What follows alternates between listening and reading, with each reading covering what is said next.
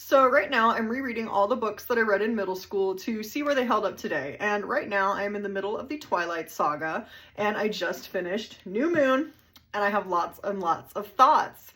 So I know I said in my original Twilight video that Bella should have sacrificed her friend Jessica to James and Victoria to save Charlie from all the torment that she puts him through.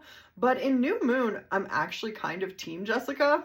So Bella gets broken up with and abandoned in the woods by Edward, and Bella, who is still in love with him for some reason, goes through months of depression and essentially stops talking to all of her friends. Even though they really do try to include her, even Jessica, who Bella pretends to like, and Jessica doesn't really like her that much either, tries to talk to her for months on end and then eventually does just give up. But then Bella randomly decides to ask Jessica to go to the movies, and Jessica agrees to go. So they go to the movies together, and then after the movie, Bella decides to stand in the middle of the street near a bar, because why?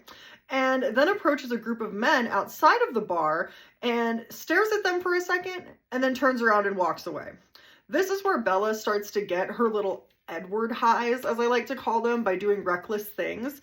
And there's nothing more reckless, in my opinion, than standing in the middle of the street and staring at drunk people outside.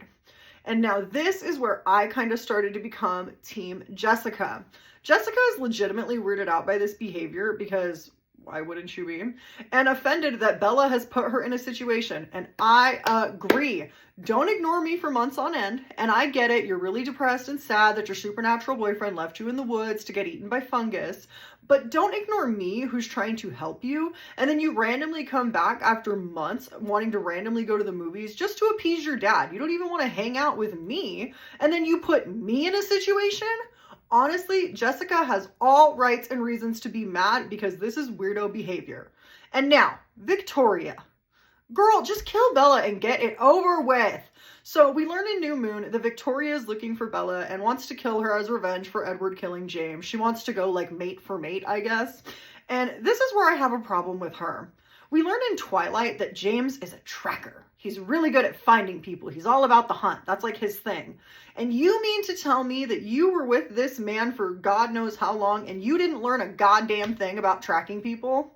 Like, honestly, James was able to track Bella and lure her all the way to her old ballet studio, literally states away, and you can't even find her in Forks, a notoriously small town? Her dad is literally the police chief. And I know the book says that she was hanging around La Push to get to Forks, but girl, just go around. It's not that difficult. If I was Victoria, I would have gone down to the nearest government building, used my vampire tact and speed, and found her address like that, and then taken her out in the middle of the night while she's screaming in her nightmares that she keeps having. Plus, Bella pretty much dies almost every single day. This would be the easiest murder in the world. I do not understand why you cannot do it. And another thing, the Gaslighter of the Year award goes to Edward Cullen.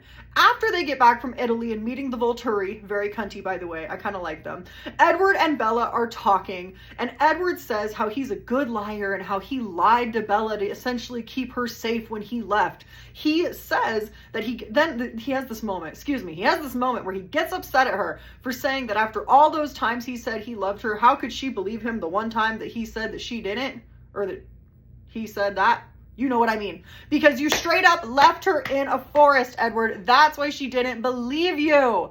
I also have a lot of appreciation for Alice in this book, who acknowledges just how theatrical and melodramatic he is at times. And if we're sick of this nonsense, imagine how tired Alice is. So right now, New Moon actually remains my favorite in the series because it's kind of nice to see more of Bella outside of Edward, because when she's with him, it's all about him, and this girl needs a hobby. Your boyfriend is not your hobby, and that goes for women everywhere. And when he breaks up with her, she actually shows more personality, minus the 4 months of depression. We don't need to talk about that. So I will be moving on to Eclipse after I finish the book that I'm currently reading.